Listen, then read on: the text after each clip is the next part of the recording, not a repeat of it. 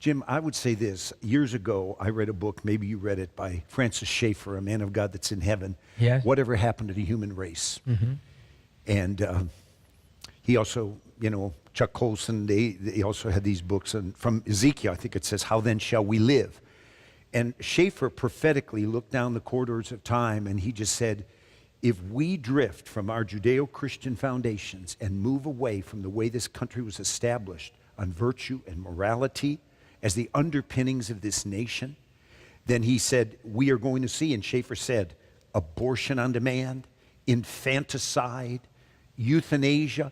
And he died and passed it on, and he said, the whole idea of separation of church and state, he said, it's so twisted today. He said, the founding father, when we said that, what was it? It was that we would not allow there to be a state religion like in England, and that there would be no interference, that we would have freedom of religion. But you have forces, George Soros and other individuals in this country, and there's powers and principalities that are at work in the heavenly places, Ephesians 6 tells us, and they are endeavoring to dismantle the foundations of this country, to replace this nation as it was established, and make it like we've seen in many European countries today. Mm-hmm. No standards, whatever, darkness is light, good is evil. Who are you to tell me that I can't do this? And this is political forces. We saw in a previous administration, think of this, the White House was lit up celebrating the establishment of gay marriage in America. And it was a day of celebration. And the president, and then he's following it up, the president going to Planned Parenthood and saying, God bless you. It's like, how could this happen in America? This is insanity. I think in this last election, though, God moved on the hearts of his people. And I've been a 40-year member of Intercessors for America. And people prayed, and they cried out, God, whoever, whatever it's going to take, but please have mercy on America. And I believe we've had a pause.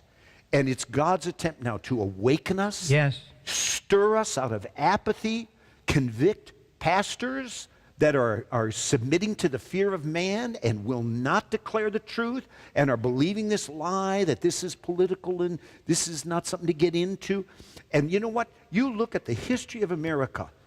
When elections came around, the pastors preached and prepared the people.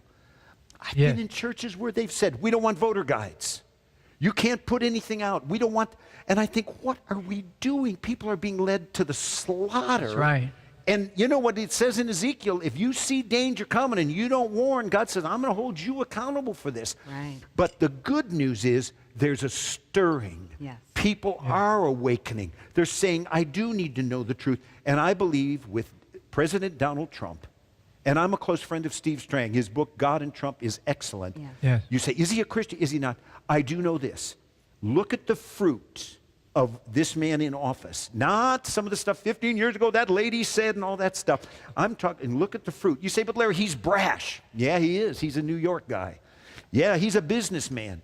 But I look at the policies, the judges that are being put in. I look at Jerusalem being established there. Amen. Finally. I look at a Supreme Court Justice, Gorsuch, put on the court. I see people like Ben Carson and Mike Pence and others that are there working in the Heritage Foundation. We're given a reprieve. And it's our time. And I don't think we can sit back and say, let's just go on with business as usual. We've drifted from our moorings. We've drifted. And the foundation of the house is collapsing, and it's our hour. And that's why this show, folks, I tell you, there's a prophetic edge on this program. And Jim Bakker and Lloyd, they're not afraid. They're telling you the truth. And I want to challenge us. This is not a day to be asleep or think we can just go on with business as usual. We've got to awaken. Yeah. That's right. But the good news is God is ready. Yeah. The eyes of the Lord run to and fro throughout the whole earth in order to Yes. show himself strong on behalf of those whose hearts are blameless towards him. Last days, perilous times, but also in the last days I'll pour out my spirit upon all flesh. When the enemy comes in, like a flood, the Spirit of the Lord will raise up a standard.